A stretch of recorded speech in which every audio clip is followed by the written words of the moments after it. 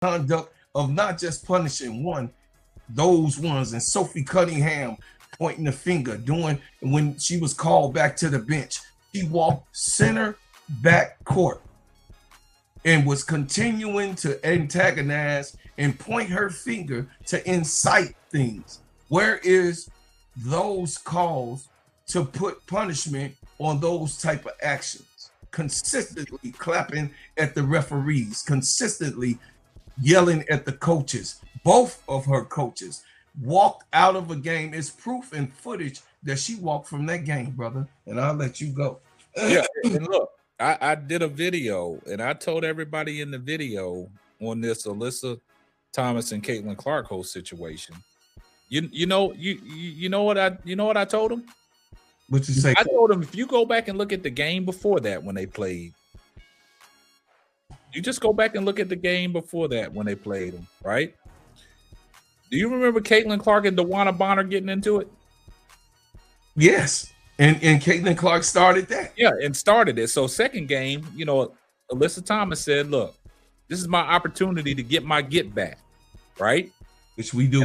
And I think she took matters in her own hand when the opportunity presented herself, not being to where it was like, I'm going to make it egregious and they know exactly what I'm doing.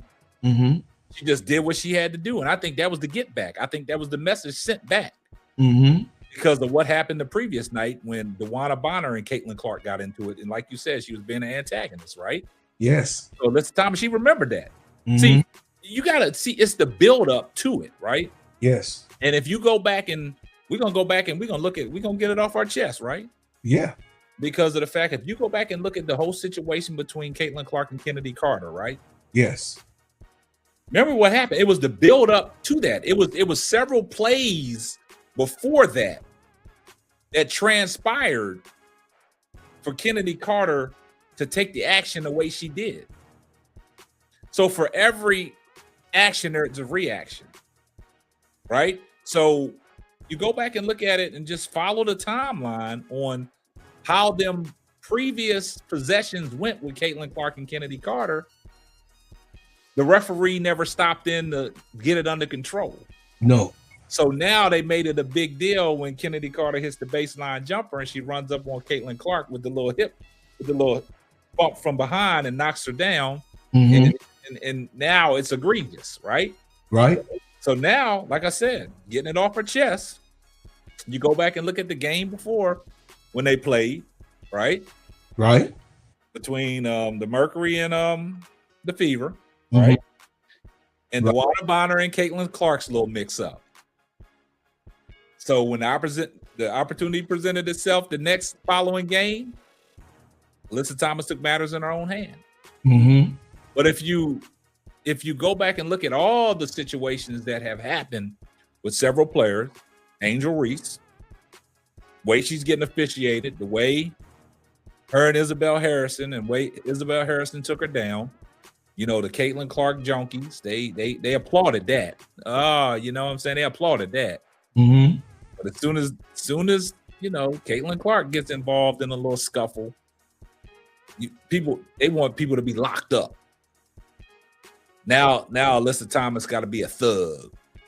Mm-hmm. Lock over there calling her a thug. She's always been a thug. You know what they wanted to call her? Yeah. They wanted to call her every name but the child of God. Mm-hmm. And see, this is the things that people got to know. You got to look at things that happen before they happen. You got to look at, see, this is why I always tell people, I want people to judge things through their own lenses, not what they hear from other people or what other people tell them. Mm-hmm. Just take a chance to look through your own socially condensed lenses, right? Mm-hmm. To evaluate all the situations. Like, you have to do your homework before you speak, right? Yes. Because if you just come out and start rambling off of what people tell you, you're going to miss the whole point.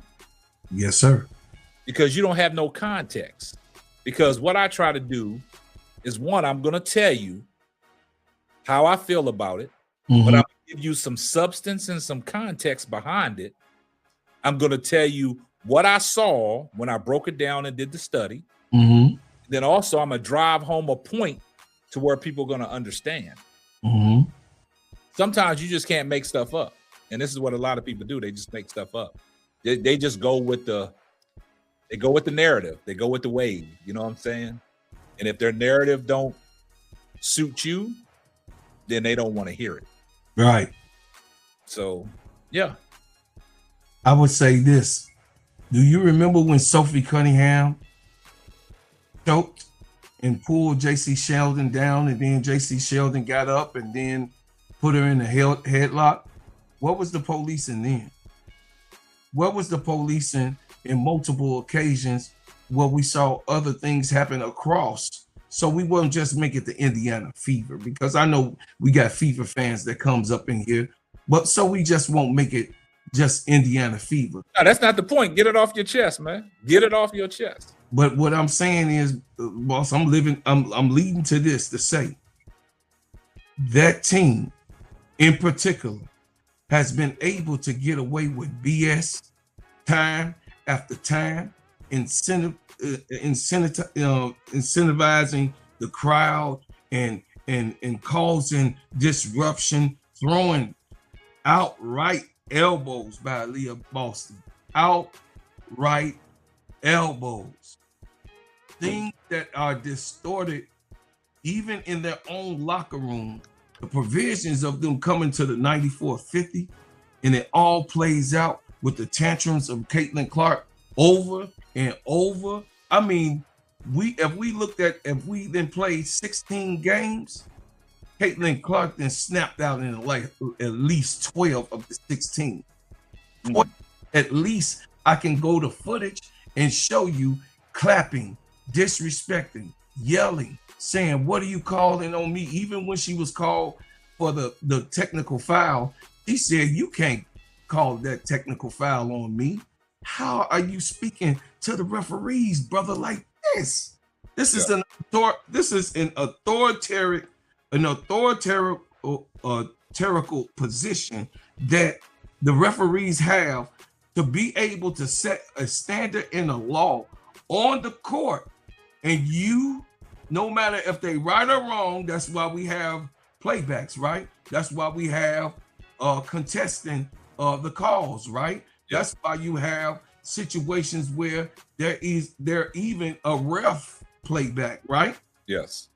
So when you have those type of constitutions going on in a game like it's been, why is the Alyssa Thomas being subjected and singled out and put into a type of nightmare type of thing? Because one thing about Alyssa Thomas, I'm gonna get it off my chest. Get it off your chest, man. One of the coldest guards that I've ever seen play in the WNBA, from a power forward to a one.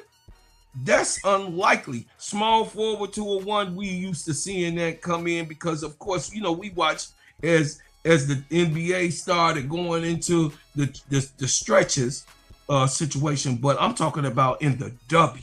In the W, we've never saw a player like Alyssa Thomas. Right now, we don't see a big girl running the point, running the team, and making sure she gets her work in. You got what I'm saying? Yeah. This is like annoying as hell to me. You know what I'm saying? It's annoying to me to even watch a single player in that game. It was more than people that had offenses in that game. Am I right, brother? Yeah, you're right. So let me get it off my chest. Get it off your chest. I'm not stopping. What the hell? Why in the hell is only one person punished from that action right now, and it's Sunday when all of these other games has transpired? Yeah. Answer me that. I want you to answer me that. I can't answer you. You know, you want me to tell you why I can't answer you? Because I don't want to stop you from getting it off your chest, man.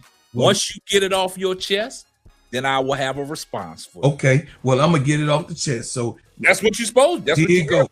So get it off your chest. What I think that should have happened is that not only Caitlin Clark should have gotten an upgrade and a suspension. Not only do I think Hines Allen should have gotten an upgrade, I think at that time, right then, when she said that she wanted to fight, she should have been put out of the game.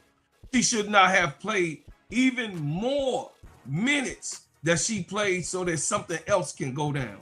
I also think that Sophie Cunningham shouldn't have even played in that game because she's supposed to have been suspended from the game before. That's what I think. You know what I mean? I got it on my chest. That's what I think. That's my take on it. And then here it go. I land. Look, and I totally agree with everything you just said. And that's the reason why you're here, to get it off your chest, man. I don't want you to hold nothing inside. I want you to be boisterous, and I want you to speak how you feel. It's too much times that you be holding stuff in, man. Let me get to this super chat, man. Shout out to Hawaiian Chris 5282 for the $5 super chat. Much love from Hawaii. By the way of Louisiana, keep doing y'all's thing. Atlanta Dream is missing Brianna Jones bad. Time to move Angel to power forward. Hey, he made a statement. You want to get something off your chest? Off your chest. That's right. Yeah. I agree. I agree.